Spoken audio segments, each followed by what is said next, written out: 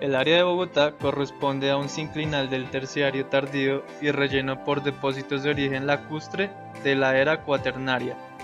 La composición de estos depósitos es una sucesión de limos, arcillas y arcillas limosas, y no es extraño encontrar una capa orgánica alrededor de los 23 metros y una lámina de arena fina y densa alrededor de los 34 metros. Con el propósito de entender fenómenos geotécnicos que se presentan en dicho suelo de una manera más clara, se hará un estudio en la localidad de Usme, al sur de la ciudad de Bogotá, específicamente en el barrio La Fiscal, en un proyecto de construcción. Con el fin de lograr un análisis óptimo de la estructura elegida en el barrio La Fiscal, se estimaron cargas de aproximadamente 200 toneladas. Estas en un edificio de 8 pisos construido con pórticos convencionales en concreto reforzado y también mediante uso de mampostería estructural y no estructural.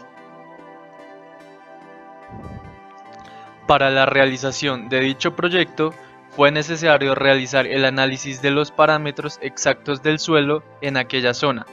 Esto teniendo en cuenta que la estratigrafía cuenta o cumple con un papel bastante importante en el comportamiento del suelo en dicha zona. Basados en el mapa de la microzonificación de la ciudad de Bogotá de la NCR10, el proyecto a analizar se encuentra localizado en la zona 1, es decir, en la zona cerros, y además presenta los coeficientes mostrados a continuación. Por otro lado, también se puede decir que los estratos del suelo se dan según su formación rocosa en forma de regadera. Allí se pueden encontrar los estratos mostrados a continuación. En primer lugar, se puede encontrar un coluvión compuesto por gravas y arenas sueltas en una masa compuesta de arcilla y limos que tienen como característica una baja resistencia. Por otro lado, también se pueden encontrar morrenas con grandes bloques de arcilla, con gravilla y algo de limo arcilloso de resistencia media o también moderada. También se encuentran arcillositas con un nivel alto de plasticidad y con una dureza de características moderadas. Se pueden también definir estas como capas impermeables que tienen también un papel al actuar como acuíferos. Por otro lado, también se pueden encontrar areniscas de grano mediano a grueso con una resistencia ampliamente satisfactoria que puede cumplir con el levantamiento de estructuras en la zona.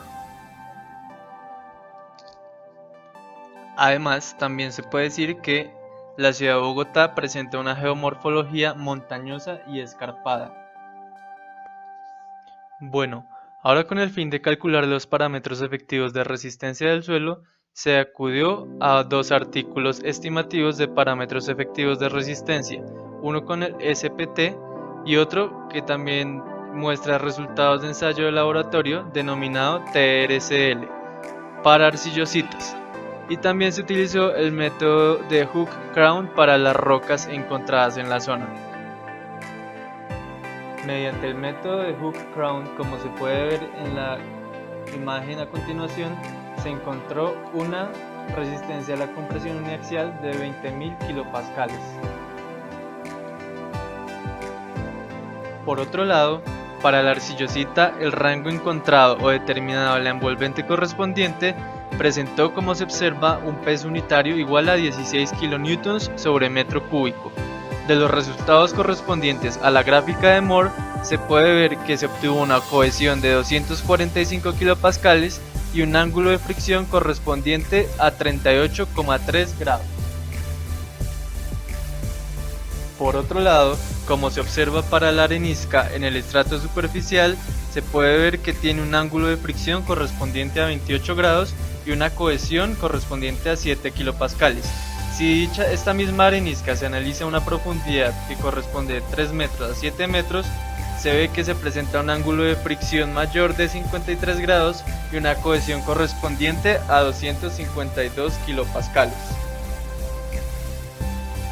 En cuarto lugar, se puede observar los resultados para el coluvión, que es un material constituido por granos muy finos de limo y de la arena y transportadas a corta distancia.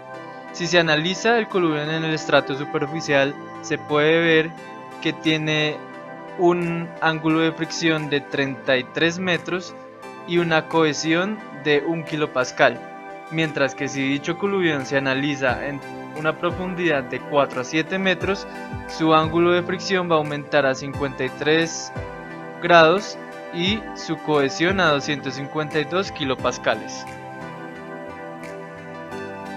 Bueno, ahora para la descripción de la cimentación se puede decir lo siguiente. Teniendo en cuenta la estratigrafía de la zona definida, los parámetros físicos y mecánicos del suelo y también teniendo en cuenta el nivel de carga que se proyectó para la estructura al comienzo del video, se concluyó que es necesario trasladar las cargas a estratos de rocas detectados en la profundidad. Esto se realiza mediante el desarrollo o implementación de caissons empotrados a una profundidad aproximada de 2 o 3 metros con un diámetro mínimo de 1.5 metros. También es importante decir que debe ir entrelazado con vigas de amarre encargadas de trasladar un porcentaje de la carga a los elementos. Para el proyecto de la fiscal, teniendo en cuenta las características del suelo y el sector donde está localizado, el asentamiento que se esperó en un principio por los diseñadores era aproximadamente en un rango de 8 a 8,5 centímetros, los cuales se darían durante la etapa de construcción del mismo, en donde el asentamiento diferencial dado sería controlado mediante la implementación de vigas de amarre. Sin embargo, cuando se realizó la obra, se cayó en cuenta que había un error en los cálculos de diseño, en este caso en la determinación del factor de seguridad correspondiente. Esto generó que hubiese un asentamiento de 10 centímetros y no de 8 centímetros como lo habían calculado.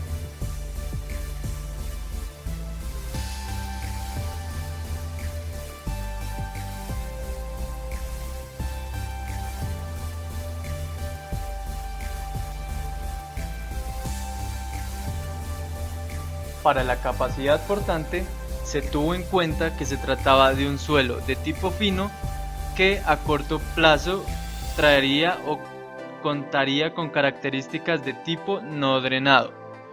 Para el caso presentado de la fiscal, los encargados de los cálculos, es decir, los diseñadores, cuando fueron a presentar o a calcular la ecuación de carga última, decidieron omitir los índices Q y por lo tanto asumieron que la cimentación soportaría el peso de la estructura por medio de dos efectos, el efecto de la cohesión y el efecto del peso del suelo.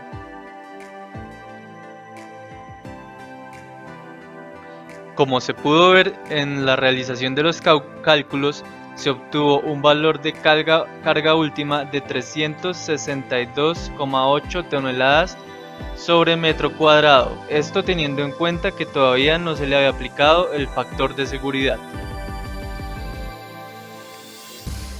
Para el cálculo del factor de seguridad se tuvo en cuenta un sismo de 0,05 gravedades. Realizando el cálculo mostrado en la imagen presentada se obtiene un factor de seguridad de 3,63, el cual se puede decir que cumple con la norma sismo resistente. Si se analiza y se compara dicho factor de seguridad con el obtenido o calculado por los ingenieros al principio de la obra, se puede observar que este es mayor. Esto indica que el factor de seguridad que ellos obtuvieron era erróneo. La razón por la cual este factor de seguridad fue erróneo fue porque calcularon de manera incorrecta el valor para QU y no utilizaron el calculado en esta presentación. Teniendo en cuenta lo anterior, se puede entonces concluir lo siguiente. Se puede decir que el error de los calculistas estuvo en el cálculo del QU, pues al obtener un QU menor, obtuvieron un factor de seguridad menor al estipulado en esta presentación. Esta es la razón por la cual los asentamientos no fueron de 8 a 8,5 centímetros, sino que pasaron a ser asentamientos de 10 centímetros.